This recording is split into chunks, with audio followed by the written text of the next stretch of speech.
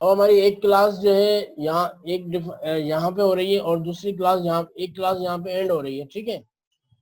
और अब एक क्लास यहाँ पे खत्म हो रही है। इनहेरिटेंस हम तभी कर सकते हैं जब एक क्लास से ज्यादा हमारे पास क्लासेस हो, तब हम इनहेरिटेंस का कॉन्सेप्ट लाते हैं, ठीक है। तो इनहेरिटेंस एक क्लास के अंदर, अब हम दूसरी क्लास में यहाँ पे बना लेता हूँ क्लास। अब देखें यहाँ पे हमारे पास दो क्लासेस हैं। मैंने एक प्रोग्राम की क्लास बनाई है। प्रोग्राम को आप समझेंगे ये हमारी कौन सी क्लास होगी, ये हमारी हो गई, ऐसे समझिए ये हमारी बेस क्लास कह लो, या इसको कह लो फादर क्लास कह लो। ये हमारी पेयर मेन क्लास है, और दूसरी चाइल्ड हमने क्लास बनाई है जो उसकी सेकंड क्लास। अब जैसे लास्ट में हमने बताया कि हमारे पास जो इनहेरिटेंस क्या होता है, इनहेरिटेंस ये होता है कि अब पहली क्लास के अंदर जो मेथड है, जैसे सपोज मैं अगर यहाँ पे कोई मेथड बनाता हूँ पब्लिक वॉइड, और ये इसको मैं कहता हूँ कि ये फादर का मेथड है। सपोज यहाँ पे एफ मेथड, ठीक है, ये फादर का मेथड है जिसके अंदर मैंने ब्रैकेट ओपन ब्रैकेट क्लोज यहाँ मैं कर देता हूँ, this is father method. This is ये वाली जो क्लास है, जो मेन क्लास आपकी, जिसको हम बेस क्लास भी बोल सकते हैं, फादर क्लास बोल सकते हैं, इसके अंदर एक मेथड पड़ा हुआ है। अब दूसरी क्लास हमारी क्या है, दूसरी हमारे पास चाइल्ड क्लास है। अब चाइल्ड क्लास के अंदर हमारे पास ये हमारी जो फादर क्लास है, फादर क्लास के अंदर ये वाला मेथड पड़ा हुआ है, पब्लिक वॉइड फादर मेथड। और एक मेथड में और बना देता हूँ जो हम चाइल्ड क्लास में बनाते हैं, तो इसका नाम पब्लिक। अच्छा, सी शार्प में एक दफा पब्लिक पब्लिक ये है कि हर जगह एग्जीक्यूट हो जाता है ना? ये कहीं से भी एक्सेस हो सकता है, मतलब वो उसी क्लास में अंदर भी एक्सेस हो सकता है, अगर दूसरी उसके साथ इनहेरिट हो रही है उसके अंदर भी एक्सेस हो सकता है, अगर उसके साथ भी कोई और क्लास इनहेरिट हो रही है तो उन तीनों क्लास में एक्सेस हो सकता है, ठीक है। अब ये चाइल्ड मेथड बना रहा हूँ जो इस चाइल्ड क्लास के अंदर है, जिसका मैं नाम रख देता हूँ दिस इज चाइल्ड क्लास। और यहाँ पे जो ये चाइल्ड और प्रोग्राम के बीच में ये जो कॉलन साइन है, ये कॉलन साइन डिफाइन कर रहे हैं कि ये क्लासेस आपस में इनहेरिट कर रही है, ठीक है, मतलब इन क्लासेस का आपस में लिंक हो गया।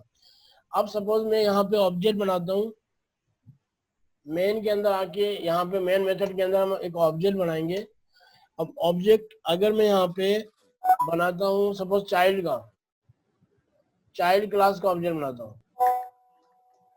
अब जैसे मैंने चाइल्ड क्लास का ऑब्जेक्ट बनाया, ओबीजे डॉट, डॉट के बाद ये वो चीज बताएगा जिसको आप एक्सेस कर सकते हो।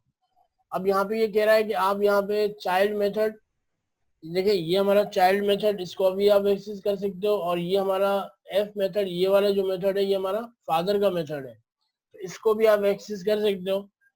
तो हम यहाँ पे सपोज पहले हम फादर वाले मेथड को कॉल करवाते हैं, तो हमारा चाइल्ड मेथड जो इसका खुद का है, ये मेथड इसका खुद का है, और फादर मेथड किसका था, वो इसका खुद का नहीं है, वो फादर का था। तो इसका कहने का मतलब ये इनहेरिटेंस के कॉन्सेप्ट से आप फादर की, अगर आप चाइल्ड का सेकंड वाली क्लास का ऑब्जेक्ट बनाते हो तो उससे ये फायदा होता है, चाइल्ड अपनी प्रॉपर्टी भी एक्सेस कर सकता है, और जो उनकी फादर की प्रॉपर्टी है उनको भी एक्सेस कर सकता है।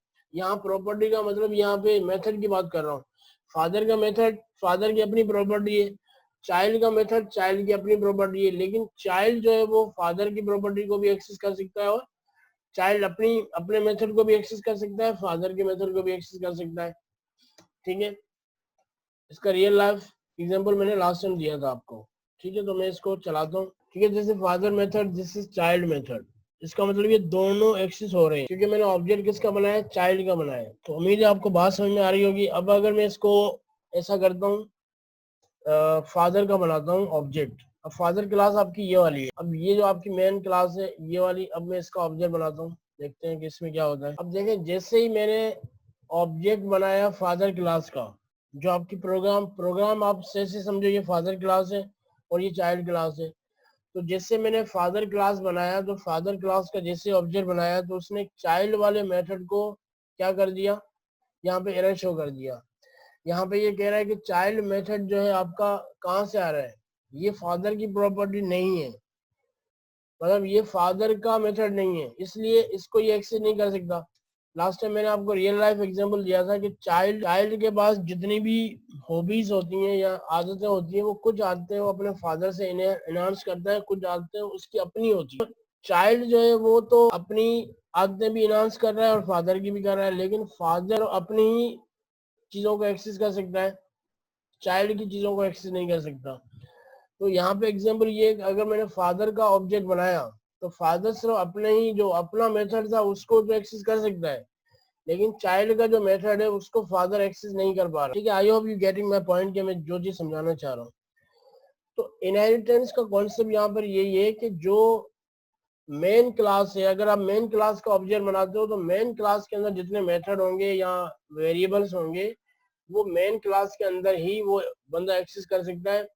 अगर दूसरी क्लास उसके साथ इनहेरिट हो रही है तो भले इनहेरिट 3-4 क्लासें हो रही हो, लेकिन वो फादर सिर्फ अपनी ही प्रॉपर्टी एक्सेस कर सकता है, बाकी जितने भी उसके चाइल्ड हैं उनकी प्रॉपर्टीज को एक्सेस नहीं कर सकता।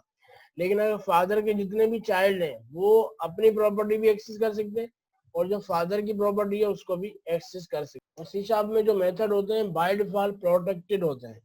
अगर यहाँ पे सपोज मैं पब्लिक नहीं देता तो बाय डिफॉल्ट वो आपके पास पब्लिक नहीं होते, वो प्रोटेक्टेड होते हैं। तो उम्मीद है आपको बात समझ में आ रही होगी जो मैं चीज समझाना चाह रहा हूँ। इसमें अगर कोई क्वेश्चन है इनहेरिटेंस के अंदर तो आप पूछ सकते हो। और इसके अंदर अगर मैं सपोज इसकी भी तीसरी क्लास बनाऊं, जैसे चाइल्ड है, अब तीसरी क्लास का नाम क्या रखें? ये हो गया आपकी मेन क्लास, और उसके बाद जो सेकंड क्लास बनी उसका नाम, सॉरी हॉबीज रख दें, चाइल्ड की हॉबीज। ठीक है, तो तीसरी क्लास हम बनाते हैं हॉबीज। चलो हॉबीज नाम रख देते हैं, हॉबीज। और ये किससे इनहेरिट होंगी? चाइल्ड से। ठीक है, अब ये तीसरी क्लास बना रहा हूँ और इसके अंदर भी कोई एक मेथड रख देता हूँ पब्लिक। ठीक है, अब हमारे पास 3 क्लासेस होंगी, 3 क्लासेस के अंदर डिफरेंट डिफरेंट मेथड पड़े हुए हैं, और अगर मुझे ये सारे मेथड कॉल करने हैं तो मैं किसका ऑब्जेक्ट बनाऊंगा? मतलब मैं कह रहा हूँ कि फादर का जो मेथड है ये भी कॉल हो जाए, और जो चाइल्ड का मेथड है ये भी कॉल हो जाए, और जो तीसरा हॉबीज की क्लास के अंदर जो मेथड है माय हॉबीज ये भी कॉल हो जाए। तीनों मेथड कॉल हो जाए जो अलग अलग क्लास के अंदर मौजूद है, तो मैं ऑब्जेक्ट किसका बनाऊंगा? सर चाइल्ड का, आई थिंक। हाँ चाइल्ड का शायद। ये हॉबीज का किसने बोला? या अरीब ने बोला, सही बोला अरीब ने बोला। मेरे ख्याल में। देखिए, अब जहाँ पे अरीब ने बोला हॉबीज का बनेगा और इमामा ने बोला चाइल्ड का बनेगा। जैसे अगर मैं चाइल्ड का ऑब्जेक्ट बनाता हूँ, देखो चाइल्ड का अगर मैं ऑब्जेक्ट बनाता हूँ तो चाइल्ड हॉबीज इस हॉबीज की मेथड को कैसे एक्सेस करेगा? बात समझ में आ रही है? हाँ सही है, सही है, सही है, अब समझ में आ गई। ठीक है, ठीक है, क्योंकि मतलब हॉबीज जो है। लास्ट होगा ना वही वो करेगा, जो लास्ट एग्जैक्टली क्लास होगी।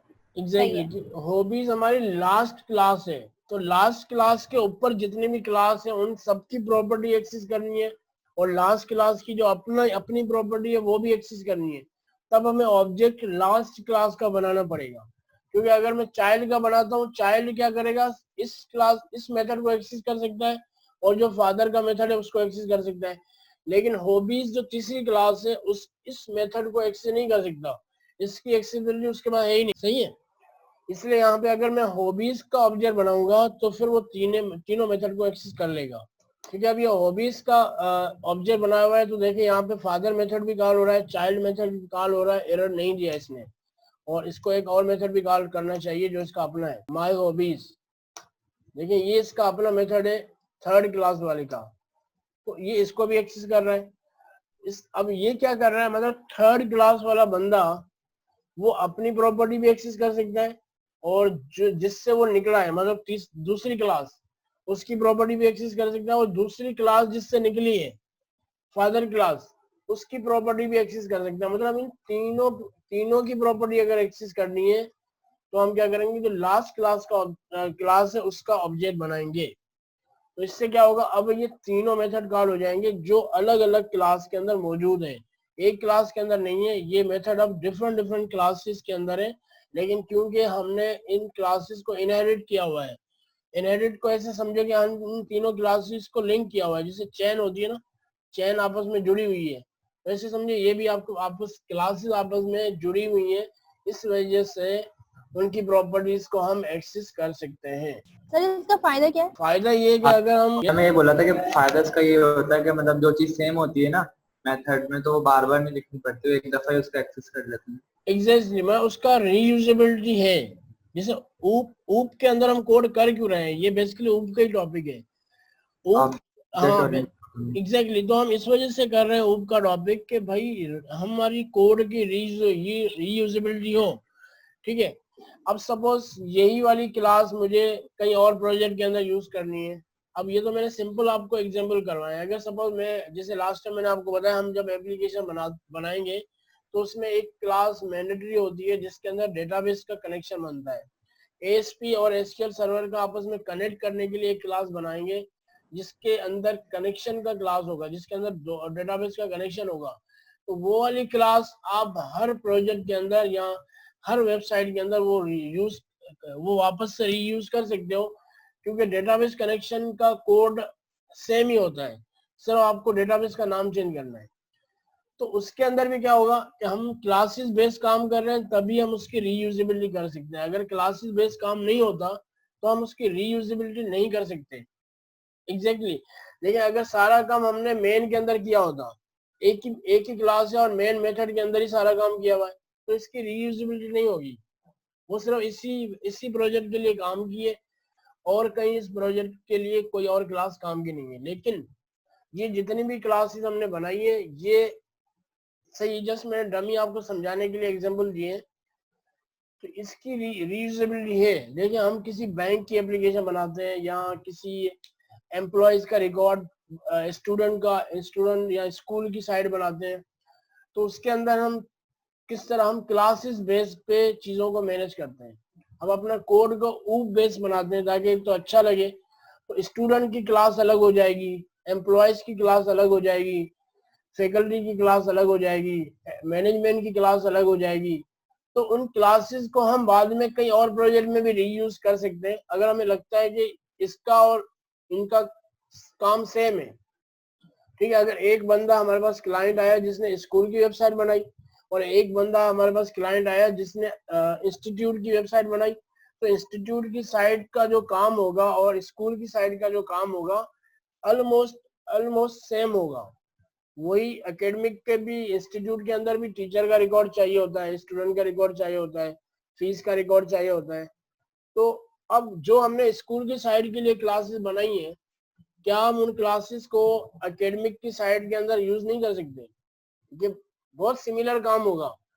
तो क्लासेस बेस्ड काम करने से हमें ये फायदा होता है कि हम दूसरे प्रोजेक्ट के अंदर वो क्लासेस को यूज कर सकते हैं। I hope you getting my point. बेटा यहाँ तक कोई क्वेश्चन है तो पूछ लो, तो वरना फिर मैं अभी टास्क